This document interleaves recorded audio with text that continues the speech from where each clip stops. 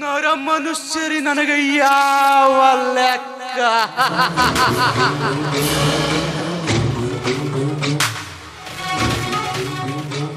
ಶಿವಣ್ಣ,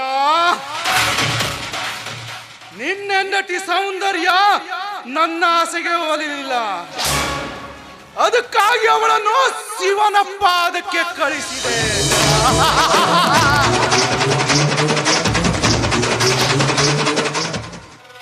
ಇನ್ನು ಮುಂದೆ ನನ್ನ ಕುತಂತ್ರ ಬಲೆಗೆ ನೀನು ಸಿಕ್ಕಿ ಸೇರುವುದು ಜೈಲಿಗೆ ಕಣಯ್ಯ, ಜೈಲಿಗೆ.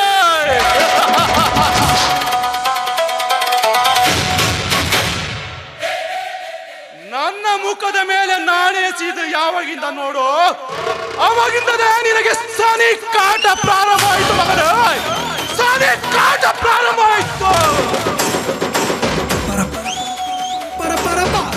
ನೋಡ್ತಾ ಇರಿ ಪ್ರೇಕ್ಷಕರೇ, ಮುಂದಿನ ಸನ್ನಿವೇಶದಲ್ಲಿ ಶಿವನಿಗೆ ಕಾದಿದ ಆ ಕಳ್ಳನ ಪಟ್ಟ.